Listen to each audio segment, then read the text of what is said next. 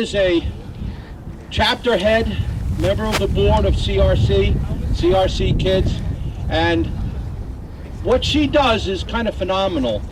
She has a chapter, she does have exchanges and some visitation, but she actually does something special. She helps pro se litigants prepare documentation. With attorney help. With attorney help. With Frank's help and with other people's help. You know, you can't do it. You can't practice law. But you can help them prepare, because when a pro se litigant goes to court and doesn't have the right paperwork, they immediately dismiss them. Here's to tell you a little bit about what's happened in Cleveland. Maryann, thank you. Thank you, Sal. Okay. My speech is going to be a little bit different from most of what you've heard today. As Sal explained, my job is a little bit different. I'm really not here to complain about what the courts do so much as the effects of what happens to the participants in the game. The court is a big mystery that parents do not understand and are scared of. They're afraid of losing their children. Because of this fear, they will exaggerate, play games, whatever they perceive to be necessary to not lose the most important person in their life, their child. These cases are not black and white. They're gray. They're full of incidents, emotions, situations, perceptions, but the courts are treating the cases as cut and dry. So I'm going to tell you about a couple of my cases. First, I'm going to tell you about my own. When I got my divorce, it was probably 12 years ago.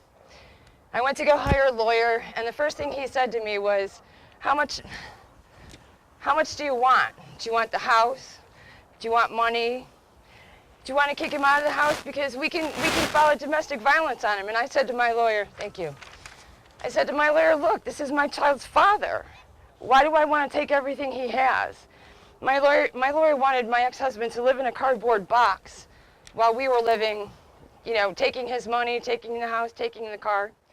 Because I ended up firing him 3 times.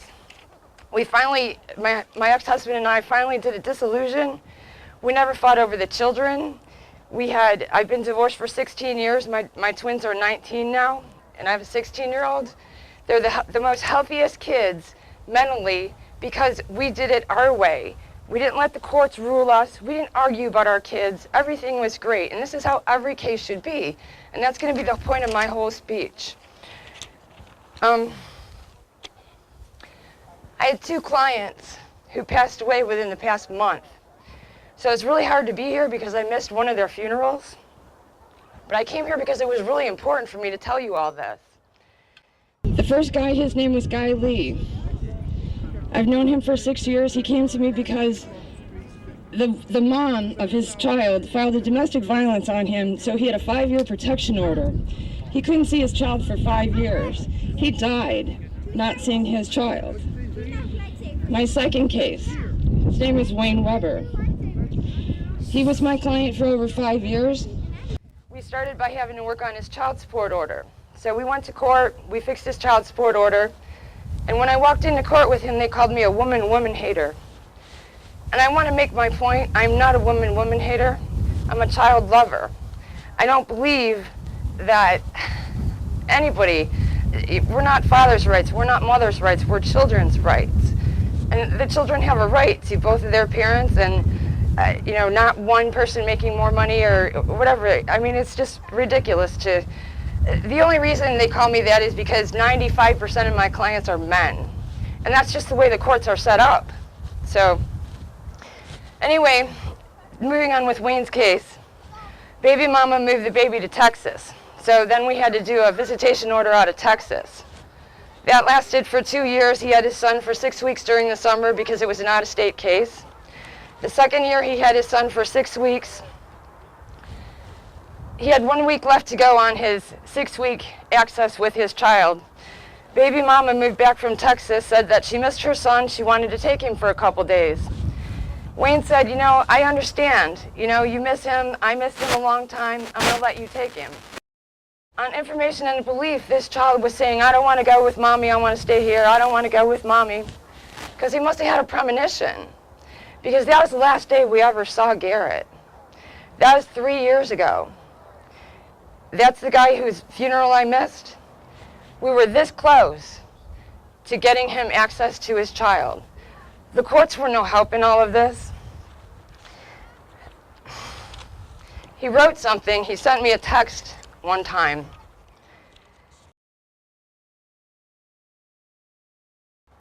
And he said, any father that gives up trying to be a father doesn't understand that being a father transcends parental or institutional interference. You will always be that child's father, and true fathers represent moral leadership. We have to stop this calamity that's going on with our families and keep families together. My biggest complaint here is, yeah, you know, the courts might not be doing what they should be doing, but I also blame the parents. I think that the mother in this case was not fair. I don't know if we can get a close-up of this picture. Here, hold this a minute. This is a picture of Wayne and his baby a year before he never saw his child again. And if you can see a close-up of this picture, this does not look like a child who was afraid of his father, which the mother kept saying he was. This child loved his father. I know that because I witnessed it. So Wayne would want me to tell you all that the best parent is both parents. And yeah, a lot of problems lie with the court, but a lot of problems lie with the parents being uneducated about what they're doing with their child. Stop filing false domestic charges. Stop. If you have a reason that you believe your child is in fear, you need to go to the court. You need to tell them, maybe we should have supervised visitation. This is the only case I ever saw that in 2.5 years, he was never even allowed to have supervised visitation with this child. His funeral was Thursday, there was hundreds of people there, and there wasn't a dry eye in the house. His child didn't come to the funeral either. I mean, so it's really sad. So Wayne wanted me to tell you all that the best parent is both parents, and you guys should do the right thing. Thank you.